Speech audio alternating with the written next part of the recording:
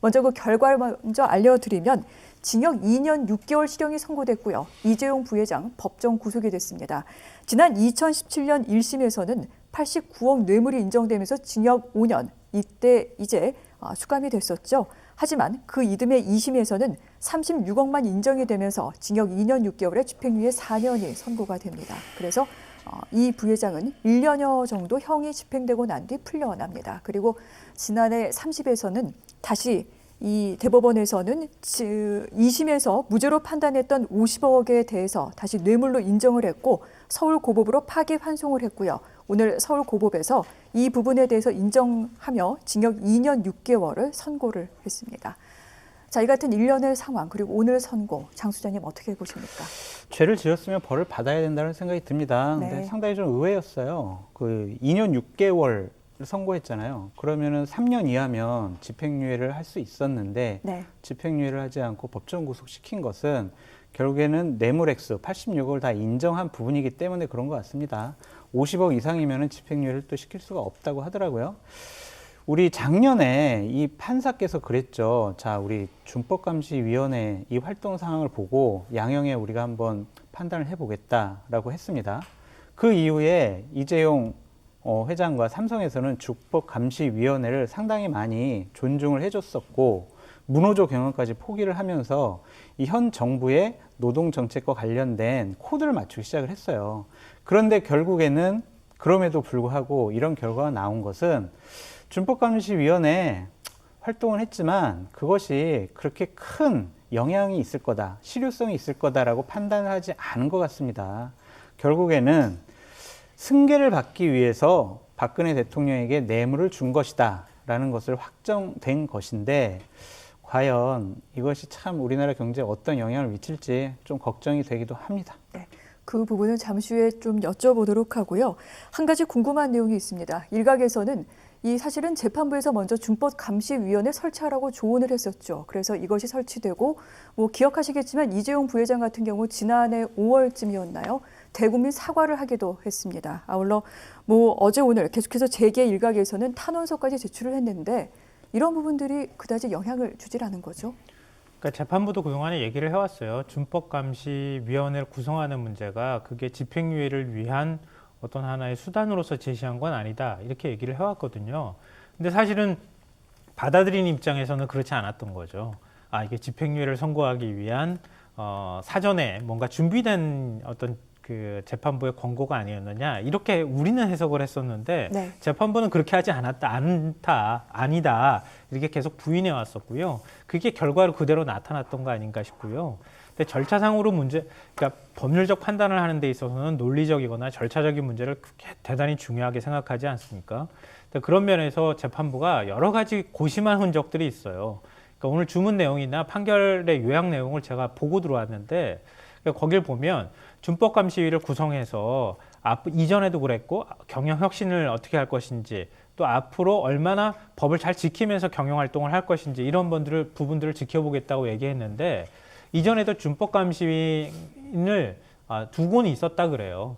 그 이제 고 이건희 회장 때부터 이제 여러 가지 이제 불법적인 사안들이 많았기 때문에 그런 건데 그 제도가 미흡해서 준법감시위를 이번에 구성하라 이렇게 재판부의 권고로 만들어졌지만 그 제도가 제대로 운영되는지를 확인하기 위해서 법률 전문가들로 구성된 전문 평가를 또 했었거든요. 그 전문 법률가들이 볼 때 모든 것들이 오너한테 집중되어 있는 상황에서 준법감시위가 있다 하더라도 과연 오너의 결정을 견제할 만큼의 견제를 할 수 있겠느냐 이 부분에 대한 의심이 좀 일부 있었던 것 같고요. 준법감시위가 구성이 됐다 하더라도 7개 계열사만 구성이 되고 나머지 계열사들이 굉장히 많은데 그 계열사들한테까지 그 영향력이 다 미칠 수 있다고 보기는 어려운 측면이 있다. 그러니까 이런 부분들까지 다양하게 고려를 했더라고요. 오히려 저는 이 집행유예를 선고하기 위해서 준법감시위를 구성했다는 차원보다는 다른 차원에서 양형의 참작 사유로 언급했던 것들이 더 지금 양형에 많은 영향을 미쳤다고 봐요. 그러니까 대법원에서 이미 적극적으로 뇌물을 줬다고 하는 점을 최종적으로 판시를 했습니다, 이미. 그러니까 삼성에서 얘기하는 것처럼 우리가 소극적으로 뇌물 주지는 않았습니다라고 하는 얘기가 받아들여지기 대단히 어려운 구조임에도 불구하고 재판부가 양형 참작 사유로 그래도 삼성이 소극적으로 뇌물 준 것이다. 이런 점을 인정을 했어요. 그러니까 이 얘기는 뭐냐면 이 법정형의 최하한선이 5년이었단 말이에요. 징역 5년. 근데 장량 감경으로 할 수 있는 최하한선이 2년 6개월이었습니다. 네. 2년 6개월을 선고하면은 징역 3년 이하기 때문에 집행유예가 가능했거든요. 그런데 또 집행유예를 선고합니다. 이거는 법 체계를 흔드는 것이나 다름이 없어요. 그러니까 장량 감경을 할 수 있다 하더라도 거기에 따라서 또 집행유예까지 선고하는 것은 네. 아무리 여러 가지 사유를 들고 여러 가지 양형의 참작 사유를 얘기한다 하더라도 그건 재판부가 판단하는 범주, 권한의 범위를 넘어설 수 있는 것이다. 이 부분에 대해서 대단히 부담스럽게 생각했을 거라고 저는 생각합니다. 그러니까 어찌 보면 그동안에 이미 구속된 기간이 있기 때문에 네. 2년 6개월이면은 실형을 산다 하더라도 앞으로 한 길어야 2년 정도면은 풀려날 수 있다는 얘기가 되는 것이거든요. 그러니까 죄질의 무게에 따졌을 때 이 정도 형량이 선고된다고 하는 것은 글쎄요. 보는 사람마다 다를 수 있겠지만 여러 가지를 참작하는 것보다 최소한 이 정도는 돼야 되지 않겠느냐라고 하는 재판부의 엄벌 네. 의지를 최소한으로 드러낸 것이라고 저는 생각합니다. 알겠습니다. 잠깐 설명을 드리자면 뇌물액수가 50억이 넘어가게 되는 경우에는 징역 5년이 양형되고 있습니다. 그런데 이 부분 이제 재판부에서는 장량 경감이라고 해서 본인들의 어떤 그 재판정의 의지로 이 부분을 절반으로 낮췄습니다만 그럼에도 불구하고 집행유예까지는 가지 않고 최소한으로 그래도 처벌 수위를 보인 것이다. 이렇게 지금 해석이 된다라고 얘기를 하셨는데 그럼 각각 좀 질문을 드리도록 하겠습니다. 조금 전 장 수장께서는 우리 경제에 미칠 영향이 매우 우려가 된다라고 말씀을 하셨는데 평론가님 어떻게 봐야 될까요? 그러니까 그동안에 재벌 총수가 구속된 사례들이 많이 있었죠. 근데 재벌 총수가 구속됐을 때 주가가 떨어지거나 아니면 기업의 매출액이 떨어졌다고 하는 증거가 있는가? 증거가 사실은 없죠. 오히려 정반대의 증거가 더 많습니다.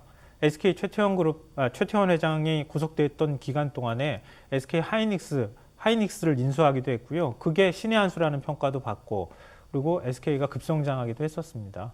그러니까 이런 사례들은 굉장히 많기 때문에 얘기하는 것처럼 그룹 총수가 중요한 경영상 결정을 하는 데 있어서 구속된 사유가 그렇게 경영에 엄청난 영향을 미친다고 판단할 수 있겠는가.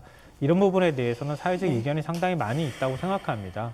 그러니까 그렇기에 그동안에 재벌 총수는 특별 사면으로 풀려나기도 하고 재판부에서 어떤 죄를 저지른다 하더라도 판결 날 때 다 그 일종의 공식처럼 집행유예를 선고받는 이런 관행들이 계속 되어 왔었고 또 이재용 부회장의 경우에는 결과적으로 승계 작업을 위해서 이런 일들이 벌어졌던 거 아니겠어요?